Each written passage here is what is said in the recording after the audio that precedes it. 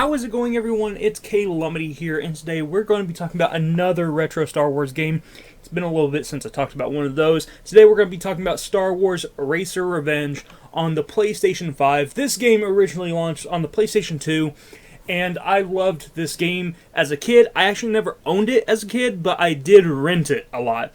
And I always loved playing it. I always had to play as my favorite character in Episode 1, Ben Quaternary's most underrated character in all of Star Wars. I mean, come on, he launched his pod racer up into the air. I didn't care that he lost the race. I thought that was so cool that his pod racer launched straight up into the air and he still lived. I thought that was cool as a kid, okay? But I love Star Wars Racer Revenge. I have played the original Star Wars racing game, and I will say that one is probably better from a review aspect. It's probably a better game. But I do have more nostalgia for this one, because this is the one I played growing up. I never played the original one growing up. But Racer Revenge is a blast.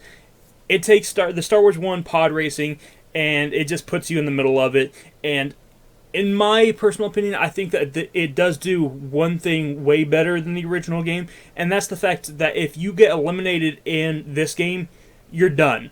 Like, if you eliminate another racer, they're done. They don't respawn. The race goes from 8 racers to 7 racers. Like, they are literally out of the race, period. And I think that's actually really cool, because let's face it, when you see them wreck in Star Wars Episode 1, they don't respawn. So I do like that quite a bit. It just gives you more immersion into the racing, and the racing is really fun as well. And I have to say that this is the best this game has ever looked.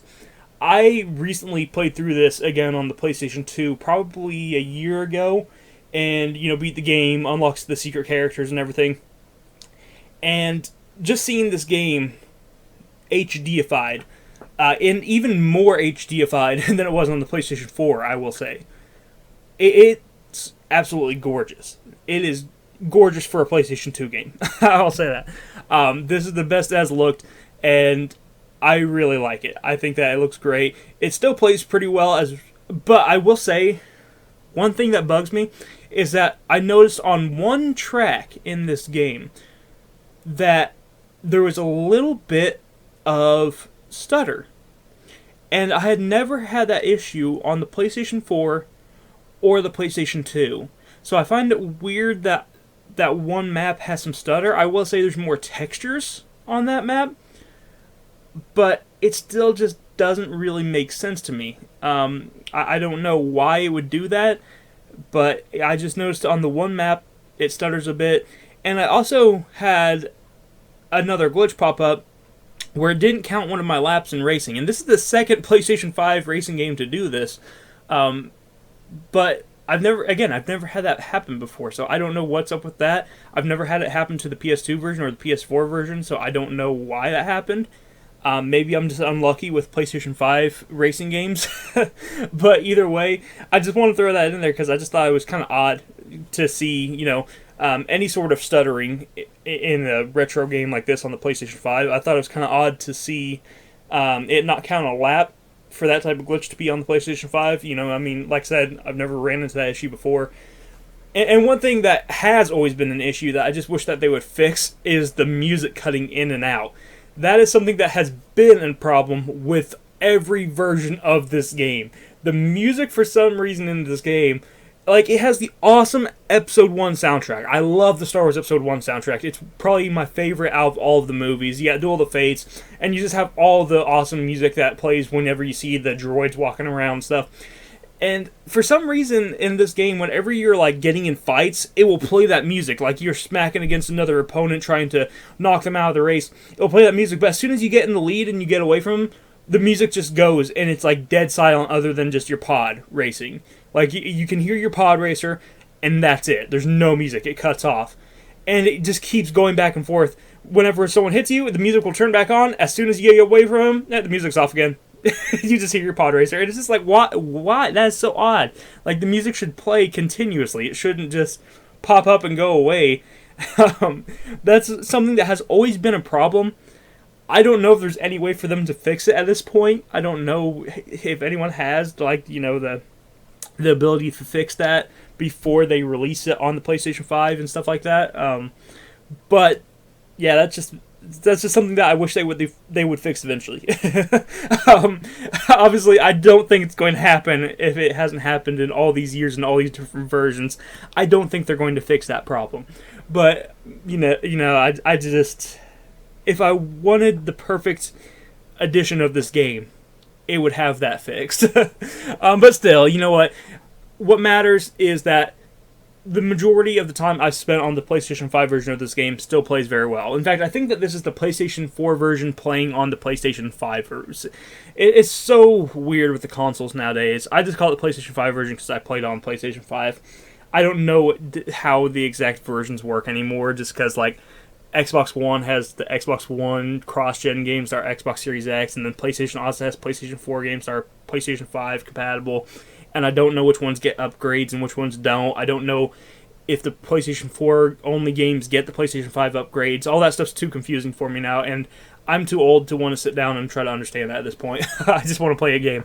But either way, the racing is still fun. The majority of the time I spent on this game, I enjoyed it. I still love the racing. I love the characters. So many different characters in pod racers to choose from. Different designs of the pod racers.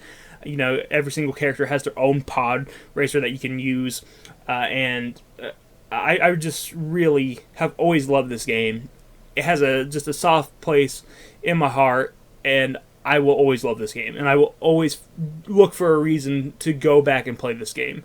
It's super fun. It's fun in split screen as well. It's just a great game. It's a great time. I highly recommend it. Flaws aside, even though the PlayStation 5 had a little bit more issues that, I've noticed more problems on the PlayStation 5 than I did on other versions of this game, I still think it's 100% worth the price, because this is a $10 game, and it goes on sale for $5 all the time, and that's how I got on sale for $5, and for that price, it's 100% worth it.